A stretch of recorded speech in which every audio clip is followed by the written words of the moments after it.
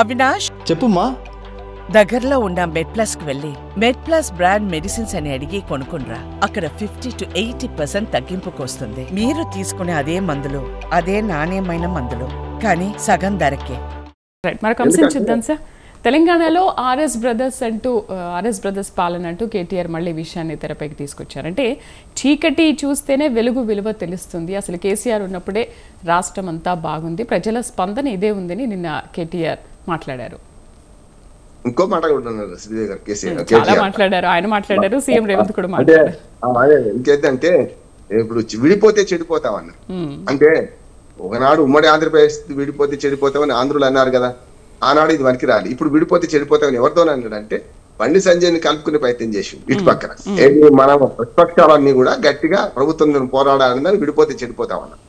అట్లాగే బండి సంజయ్ ఎట్లా ఆయన కార్నర్ చేయాలని చెప్పి ఏం చేసిండు, మీరు ఆర్ఎస్ బ్రదర్స్ ట్యాక్స్ నడుస్తుందని అన్నారు. అసలు ఆర్ఆర్ ట్యాక్స్ తోటి నడుస్తుందని ఇప్పటికే ఆరోపణలు చేశారు. రాజకీయ ఆరోపణలు పరస్పరం చేసుకుంటూ ఉంటారు, కానీ అవకాశవాదులు వీళ్ళందరూ అంటున్నాడు, నేను అన్ని రాజకీయ పార్టీలు ద్వంద్వ ప్రమాణాలు పాటిస్తున్నాయి. అధికారంలో ఉన్నప్పుడు ఒక మాట, అధికారం లేనప్పుడు ఒక మాట. మూసీ ప్రక్షాళన మొదలుపెట్టి కేసీఆర్ కదా, ఇవాళ వద్దంటుంది వాళ్లే కదా. ప్రక్షాళన కరెక్ట్ అంటున్నాం, చేసే పద్ధతి తప్పు. ఇవాటి కూడా ప్రభుత్వాన్ని వ్యతిరేకించింది, చేసే పద్ధతి తప్పు. ఇవాళ ఆర్ఎస్ బ్రదర్స్ అనే ఆ మాట అనేది రాజకీయంగా నేను చూస్తున్నాను. కానీ నా ఉద్దేశం ఏంటంటే ప్రజలందరూ అసహించుకుంటారు ఈ రాజకీయ భాషను. ఏది ఇట్టినాయుడు అని ఆయన అనడం, ఇట్లానేమో బిల్లారంగాని ఇటు పక్కన ఆయన అనడం, ఇవన్నీ సరైనది కావంటున్నారు. అంటే పరస్పరం వ్యక్తిత్వ హననాలు చేసుకోవాలి, సిద్ధాంత పరంగా పోరాడాలి. గతంలో కాంగ్రెస్ పార్టీ కమ్యూనిస్ట్ ఉన్నప్పుడు సిద్ధాంత పరంగా పోరాడే వారు ఒక మాట చెప్పి ముగిస్తాను.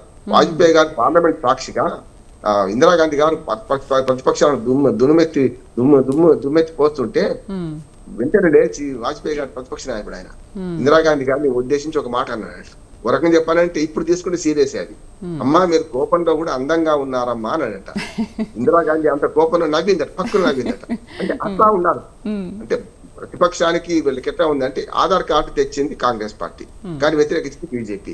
మళ్ళీ ఇప్పుడు ఆధార్ కార్డును వ్యతిరేకిస్తుంది కాంగ్రెస్ పార్టీ. జిఎస్టీ తెస్తా అనేది కాంగ్రెస్ పార్టీ, ఇవాళ జిఎస్టీని వ్యతిరేకించింది మళ్ళీ కాంగ్రెస్ పార్టీ. 3 చట్టాలు రైతు చట్టాలు తెస్తా అనేది కాంగ్రెస్ పార్టీ మేనిఫెస్టోలో పెట్టుకున్నది, ఇది దాటి చేస్తానని చెప్తున్నాను. కానీ ఇప్పుడు వ్యతిరేకిస్తుంది ఎవరు, మళ్ళీ కాంగ్రెస్ పార్టీ. అంటే అధికారంలో బీజేపీ కూడా అదే, సేమ్ బీజేపీ కూడా అదే చేసింది. అధికారంలో లేనప్పుడే వ్యతిరేకించింది, అధికారంలో ఉన్నప్పుడు తప్పనిసరి అమలు పరుస్తా ఉంటుంది. ఇవే కాదు, ఒక 50 చెప్తాను ఇట్లా.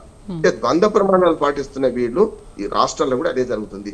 ఇప్పుడు ఇవాళ రాష్ట్రంలో జరుగుతున్న పరిణామాలన్నింటినీ కూడా గతంలో కాంగ్రెస్ పార్టీ అవలంబించినాయి కదా. ఫిరాయింపులు పొట్టేసింది ఎవరు, కాంగ్రెస్ పార్టీ కాదు. రాజశేఖర రెడ్డి గారు ముఖ్యమంత్రిగా ఉన్నప్పుడు టీఆర్ఎస్ ను ఖాళీ చేయించింది ఆయన కదా. ఆ తర్వాత నీవు నేర్పడే విద్య నీరజాక్ష అని రాజశేఖర రెడ్డి మాటలో కేసీఆర్ నడిచిండ్రు. కేసీఆర్ మాటలో ఇప్పుడు అవసరం లేకుండా వీళ్ళు నడుస్తున్నారు. అందుకని ఫిరాయింపుల విషయంలో కూడా ద్వంద్వ ప్రమాణాలు ఉన్నాయి కదా.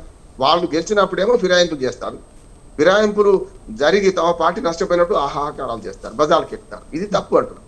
వాడు మనం బుద్ధుడు ఏమంటాడంటే నువ్వు ఎదుటి వాడికి ఏమి ఇస్తావో నీకు అదే దక్కుతుంది అంటాడు. అదే జరిగింది ఇప్పుడు నా ఉద్దేశం ప్రకారం. రైట్ సార్, వివిధ అంశాలపైన చాలా చక్కటి వివరణ విశ్లేషణ అందించారు.